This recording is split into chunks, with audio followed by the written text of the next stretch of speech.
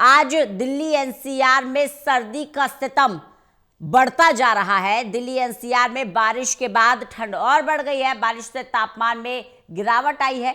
IMD ने इसके लिए पहले ही येलो अलर्ट जारी कर दिया था। दिन भर रुक रुक कर बारिश हो सकती है, ये पहले से ही अनुमान था। दिल्ली एनसीआर में बारिश से प्रदूषण में भी कमी आई है। पहाड़ी इलाकों में जमकर बर्फबारी हो रही है। पहाड़ी इलाकों में जमकर बर्फबारी तो मैदानी इलाकों में बढ़ रही है ठंड। शीतलहर महसूस हो रही है, ठंडी हवाएं चल रही हैं।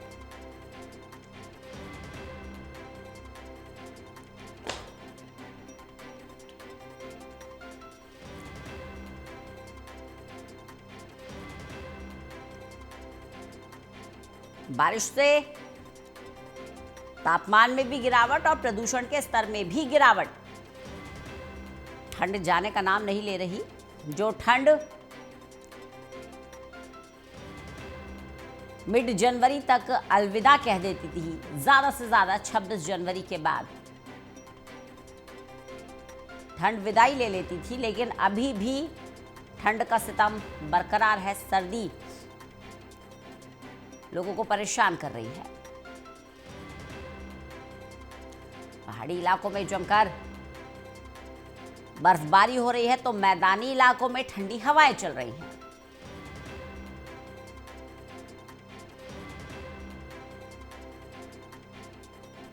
आईएमडी ने बारिश के लिए पहले ही येलो अलर्ट जारी कर दिया था।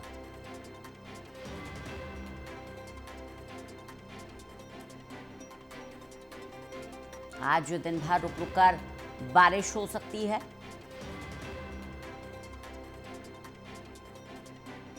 पहले ही ये अनुमान जताया गया था।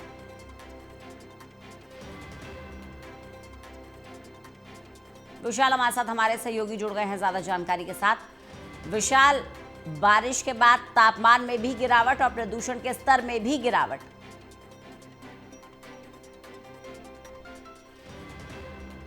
जारी कर दिया गया था और अभी फिलहाल इसके बाद जो है बारिश दोबारा नहीं होगी। हालांकि अभी भी बारिश का दौर जो है वो थम चुका है।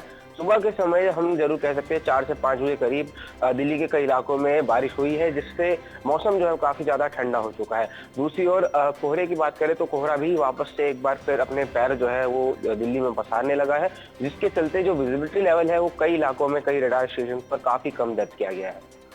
विजिबिलिटी की आप बात कर रहे हैं, कौन कौन से इलाके हैं, विशेष रूप से दिल्ली एनसीआर की बात करें जहां कोहरे का कहर भी देखने को मिल रहा है?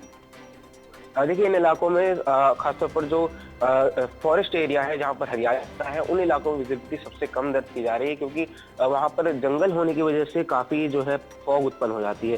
तो इस वजह से वहाँ पर विजिबिलिटी काफी कम है। ऐसे में मौसम विभाग की तरफ से भी एडवाइजरी जारी की गई है कि इन इलाकों से अगर आप होकर गुजरते हैं तो अपनी सभी हेडलाइट्स को जो है जलाकर रखें। ये जो है वाहन चालकों के लिए निर्देश जारी किए गए हैं और आम लोगों से भी कहा जा रहा है कि आप केवल जरूरत पड़ने पर ही घरों से बाहर निकले और जितना ज्यादा हो सके मेट्रो का प्रयोग करें।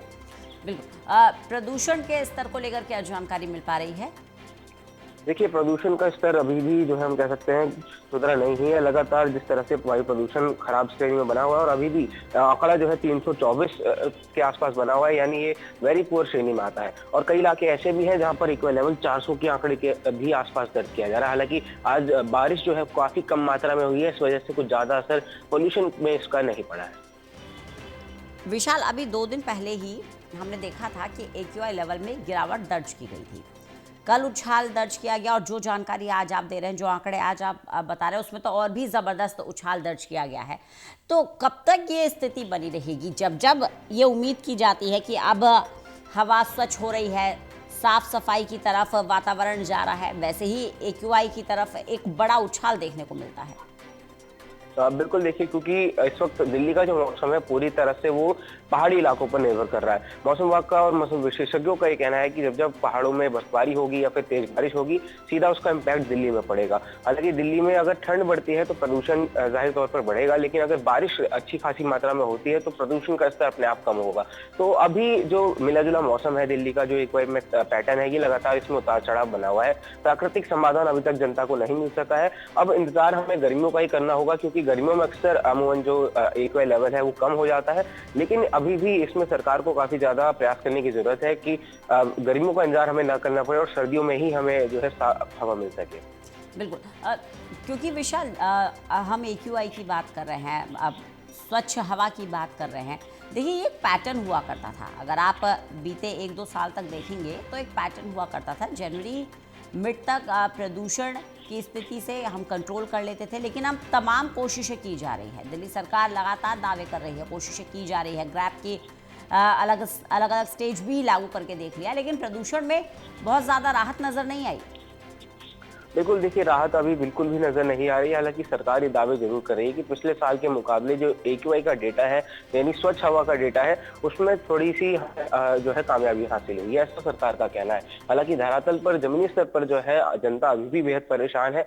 छोटे बच्चों को भी सांस लेने में दिक्कतों का सामना करना पड़ रहा है। लोग डर रहे हैं कि अपने बच्चों को सुबह के समय घर से बाहर ना भेजे, और ऐसा होना भी चाहिए क्योंकि इस वक्त जो दिल्ली की हवा है काफी ज्यादा जहरीली बनी हुई है। अगर आप इनहेल करते हैं तो आपको उस समय शायद महसूस ना हो कि आप कितना ज्यादा प्रदूषण अपने अंदर इनहेल कर रहे हैं, लेकिन इसका असर जो है कुछ समय बाद, कुछ सालों बाद जरूर इसका देखने को मिल सकता है, क्योंकि डॉक्टर्स का यह कहना है कि सीधे तौर पर आपको पहले अटैक नहीं देता, ये धीरे धीरे करके आपको जो है जख्म देता है।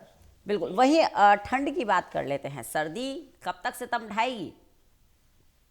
फिलहाल देखिए, अगर मौसम विभाग के आंकड़ों की बात करें तो हम ये देख पा रहे हैं कि जो तापमान है वो आज तो जरूर 11 डिग्री सेल्सियस के आसपास जाएगा, लेकिन आने वाले दिनों में इसमें जो है और ज्यादा गिरावट दर्ज की जा सकती है, और लगभग 5 से 6 फरवरी के बीच जो न्यूनतम तापमान है वो वापस से 7-8 डिग्री सेल्सियस तक गिर सकता है। तो ये सर्दी का सितम भी लगातार जो है इसमें भी तापमान में उतार चढ़ाव बना हुआ है। तो ये माना जा सकता है कि होली के आसपास जो है, जैसे ही अमूमन जिस तरह से हम देखते हैं होली के समय अक्सर गर्मियां जो है उसकी आधिकारिक तौर पर शुरुआत हो जाती है, तो इस बार ये माना जा सकता है कि गर्मियां भी थोड़ी समय से बाद से आ सकती हैं।